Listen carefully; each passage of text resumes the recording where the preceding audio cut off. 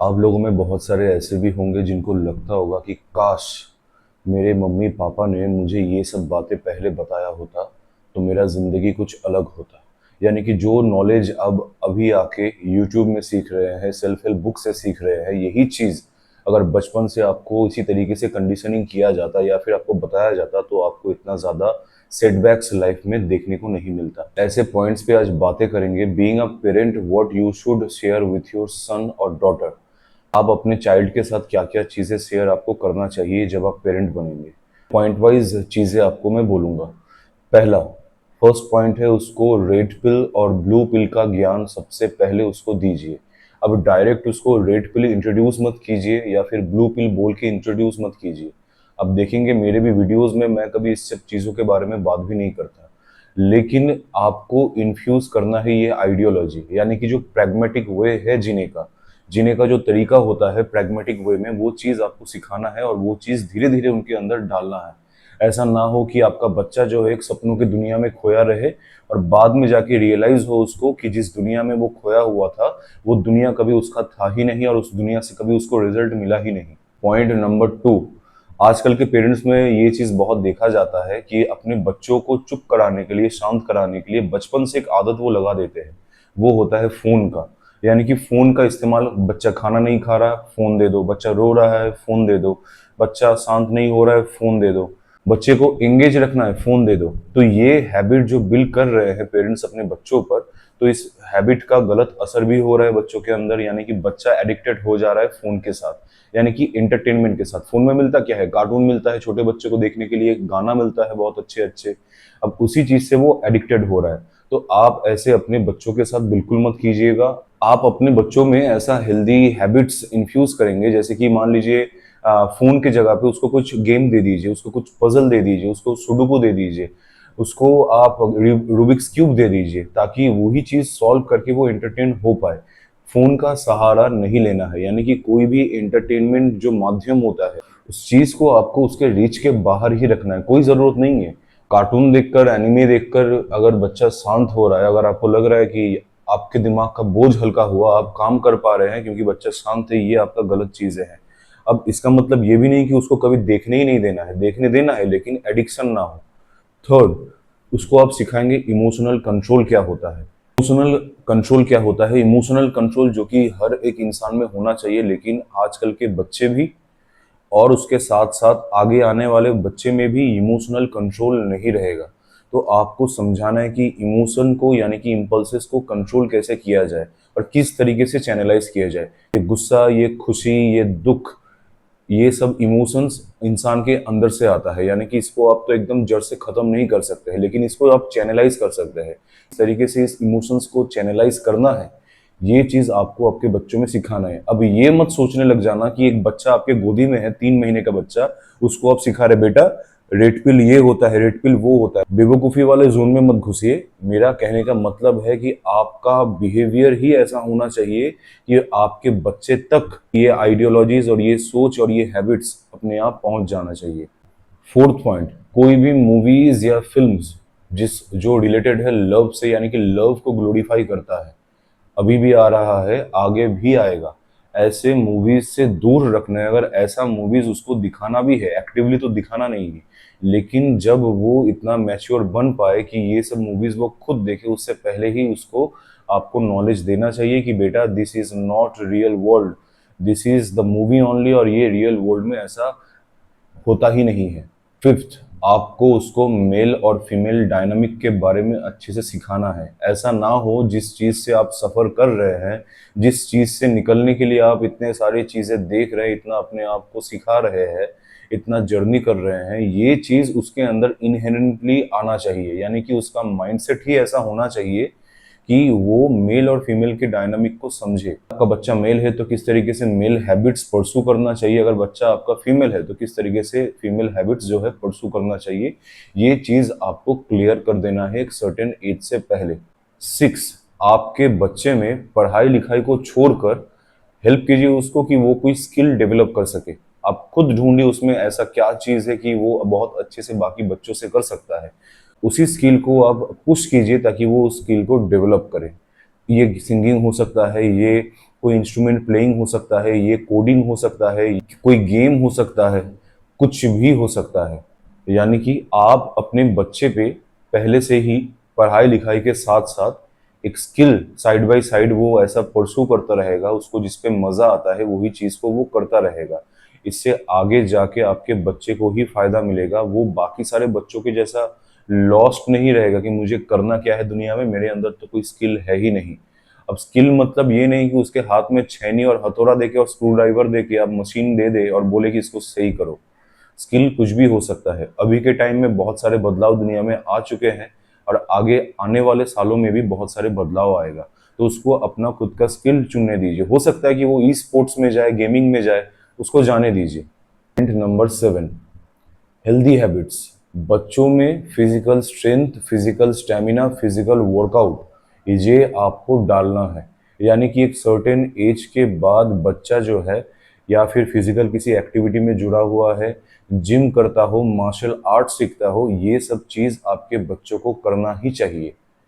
Point number 8, बहुत सारे parents अभी कहते हैं कि मैं अपने बच्चे का बहुत अच्छा दोस्त बनना चाहता हूँ। शायद ऐसा भी ख्वाब आपके दिमाग में भी होगा। कोई जरूरत नहीं है। अपने बच्चे को सिखाने के लिए और अपने बच्चे को एक अच्छा लाइफ देने के लिए आपको उसका दोस्त बनने का जरूरत नहीं है। आपका दोस्त ऑलरेडी है आपके एज ग्रुप में। आप किसी छोटे बच्चे के साथ दोस्ती बनाने का कोई जरूरत नहीं है। ही इज और हर गार्जियन, उसका गार्जियन बनिए, उसका मार्गदर्शन कीजिए, उसको सिखाइए कहाँ पे क्या है क्या नहीं है। पॉइंट नंबर 9, अब सिखाने के नाम पे ऐसा मत कीजिए कि हर चीज पे आप उसको रेगुलेट करें। आप अपने बच्चों को हर हेल्दी हैबिट्स, हेल्दी सोच, हेल्दी मेंटेलिटी, इमोशनल कंट्रोल ये सब चीज सिखाएंगे तो जरूर, लेकिन इसका मतलब ये नहीं कि वो बच्चा आपके पुश्तैनी प्रॉपर्टी है। द बॉय और the girl is an individual. आपको इसी तरीके से देखना है, यानी कि उसको अपना लाइफ अपने तरीके से जीने देना चाहिए। भले ही आपको डर लगे, भले ही आपको डर सताए, उसका जिंदगी बर्बाद हो सकता है, उसका उसके साथ कोई बुरा चीज हो सकता है, तब भी आप किसी को फिजिकली रोक नहीं सकते हैं। आप उसको पहले से ही इसी तरीके से समझा के रखिए कि वो अपना चीजें खुद फिगर आउट करे। ऐसा ना हो कि वो हर वक्त आप ही की तरफ देखता रहे रास्ता पूछने के लिए। पॉइंट नंबर 10, जब बच्चा आपका 18 हो जाए या फिर 18 प्लस हो जाए, एक रूल बना दीजिए दैट ही और she has to contribute some money to the family. यानी कि उसको एक्टिवली कुछ ना कुछ इनकम करना ही है। चाहे वो 50 रुपया हो, चाहे वो 100 रुपया हो, एकदम मिनिमम बार हो, लेकिन उसको इनकम करना ही है अपने स्किल से। ऐसा नहीं कि उसका स्किल कुछ और है, उसका स्किल गिटार बजाना है और आप उसको किसी और चीज पे लगा दिए कि जाओ तुम 2 ईंटा उठाओ और उसके बदले में 100 रुपए लेके आओ। ऐसा नहीं है। अगर वो गिटार अच्छे से बजा ले रहा है, अगर वो कोडिंग जानता है, यही चीज वो दूसरों को सिखाकर कुछ पैसा अर्न कर सकता है। इसके लिए आपको उसको मोटिवेट करना पड़ेगा कि मिनिमम इतना तो करना ही करना है। पॉइंट नंबर 11, कभी भी अपने बच्चों के सामने दुखरा नहीं रोना है कि बेटा मैंने अपने जिंदगी में बहुत स्ट्रगल किया, बहुत घिसा, मोमबत्ती के रोशनी के नीचे में पड़ता था, तुम्हें तो इतना सारा फैसिलिटीज मिलता है। ये रोना जो है ना, रोना रोने का जरूरत नहीं है। क्योंकि ये अगर रोना रोएंगे तो बच्चों के सामने आपका कोई महान इमेज नहीं बनता है। सुनने में अच्छा लगता है लेकिन बनता है एक फट्टू सा इमेज। यानी कि उसको समझ में आएगा कि मेरा पापा जो है बचपन से बस घिसता ही गया है और I am also destined to do the same thing. उसके सामने रोना नहीं रोना है, अपने स्ट्रगल की कहानियां नहीं बताना है। As a father, as a mother, आप उसके लिए कुछ पैसा छोड़े या ना छोड़े, लेकिन आपका ये ड्यूटी बनता है जो चीज आप सीखे हैं उसी चीज को उस पर पास ऑन करना है। यानी कि उसको एक इंडिपेंडेंट पर्सन बनाना है। अब इंडिपेंडेंट मतलब ये नहीं कि बस पैसों से, इकोनॉमिकली। इंडिपेंडेंट का मतलब है इकोनॉमिकली, फिजिकली, मेंटली, इमोशनली, ये 4 एस्पेक्ट को आपको सिखाना है। कभी भी अपने बच्चों पर रिलीजियन को थोपना नहीं है। यानी कि जानबूझकर देखो बेटा ये कहानी देखो, ये महाभारत देखो, ये चीज देखो, वो चीज देखो, इस भगवान को देखो, ऐसा कुछ नहीं करना है। उसको खुद एक्सप्लोर करने दीजिए, उसको खुद समझने दीजिए। रिलीजियस मूवी देख के, रिलीजियस कार्टून देख के या फिर कोई स्क्रिप्ट पढ़ के कि उसका सोच ही बदल जाए और सोच उसका ब्लू पिल हो जाए। पॉइंट नंबर 12, अगर आपके साथ आपके पार्टनर का रिश्ता बहुत ही अच्छा है, जहाँ पे आपका पार्टनर आपको रिस्पेक्ट करता है, अच्छे से ट्रीट करता है, ये चीज़ अगर है, आई विल सजेस्ट कि तभी जाके जो है अपना वंश बढ़ाना चाहिए। ऐसा ना हो कि बच्चा दुनिया में आए और देखे कि मम्मी पापा में लड़ाई हो रहा है, मम्मी पापा को बेलन से मार रहा है और पापा बेल्ट से मम्मी को मार रहे हैं। ये सब चीज़ें, ये सब नौटंकी नहीं करना है जो आप ऑलरेडी देख चुके हैं किसी और के लाइफ में या खुद के लाइफ में। ये बच्चे के माइंडसेट में प्रभाव पड़ता है, इसके वजह से उसका जो सेल्फ एस्टीम है, कॉन्फिडेंस है, हर चीज़ डाउन होता है, क्योंकि बच्चा आपको देखकर सीखता है।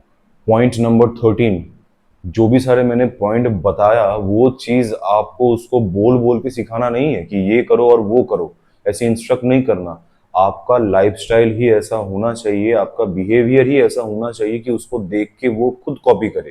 क्योंकि बच्चों में एक आदत है कि बच्चा सुन के जो सीखता है उससे कई गुना ज्यादा अच्छे से सीखता है जब बच्चा किसी को कॉपी करता है, यानी कि देख के इंस्पायर होके सीखता है। तो आपका हैबिट, आपका बिहेवियर, आपका डिमीनियर कुछ ऐसा होना चाहिए कि बच्चा आपको देखकर सीखे, ना कि आपके बातों को सुनकर।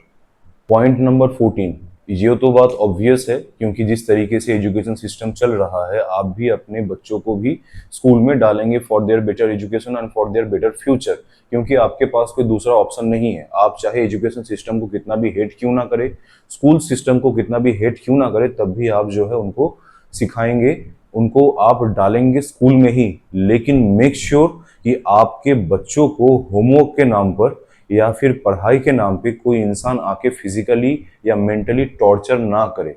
ये चीज पे आपको ध्यान देना है। क्लियर कट स्कूल अथॉरिटीज को बता देना है कि मेरा बच्चा अगर पढ़ता नहीं है, उसको आप समझा सकते हैं, उसको आप बोल सकते हैं, लेकिन उसको कोई फिजिकल पनिशमेंट मिल नहीं सकता है। यानी कि फिजिकल पनिशमेंट जो है बैन होना चाहिए आपके बच्चे के लाइफ में। अब कुछ ऐसे भी लोग होंगे जो सोचने लगेंगे कि अरे बाप रे, ये सब चीजें मुझे करना है, अपने बच्चों को डांट नहीं सकता, अपने बच्चों को मार नहीं सकता, तो फिर अपने बच्चे को बढ़ा कैसे करूं? कि तो बदमाशी करेगा, वो तो प्रॉब्लम क्रिएट करेगा घर पे। ये तो दो थप्पड़ लगा के ही होता है कि बच्चे को दो थप्पड़ लगा दिए, दो चांटे क्या मार दिए, बच्चा सही हो गया। अगर आपका मेंटेलिटी ऐसा है और आपके पास वे आउट नहीं है कि बच्चे को कैसे आप रेगुलेट करें, बच्चे को कैसे संभालना चाहिए बिना मारे, तो बच्चा पैदा ही मत करो। पहले सीखो, उसके बाद पैदा करो। अब आपके मन में यही आता होगा कि भैया आपने जो जो पॉइंट्स आप बताया इस वीडियो में, इनमें से तो ऐसे भी बहुत सारे पॉइंट्स हैं जो खुद मैं नहीं करता हूं। तो करो, पहले नहीं किए हो दैट डजेंट मैटर, अभी अगर जाग गए हो तो अभी करो। क्योंकि these habits are good habits जो आपको लोगों से अलग बनाता है, भीड़ से अलग बनाता है। और अगर आप हर एक एस्पेक्ट में जीतना चाहते हैं तो आपको ये करना ही पड़ेगा। यानी कि again I will repeat the same point, बच्चा आपको देखकर सीखेगा, ना कि आपके बोली गए बातों को। यानी कि बच्चा इमिटेट करके सीखता है, वो देखता है कि मम्मी पापा का हैबिट कैसा है, यहाँ पे मम्मी और पापा दोनों बैठ के स्क्रॉल कर रहे हैं, बच्चा वही चीज देख रहा है और वही चीज सीखेगा। यहाँ पे बच्चा देख रहा है कि मम्मी पापा में भयानक लड़ाई हो रहा है, भयानक मार हो रहा है, मम्मी गाली दे रही है, पापा बेल्ट निकाल के पीट रहे हैं, तो वही चीज सीखेगा। अगर आपको किसी भी टॉपिक में मुझसे बात करना है, you can DM me in the Instagram, my link is given in the description box, you can book a call over there, I will tell you all the details. That's it for today.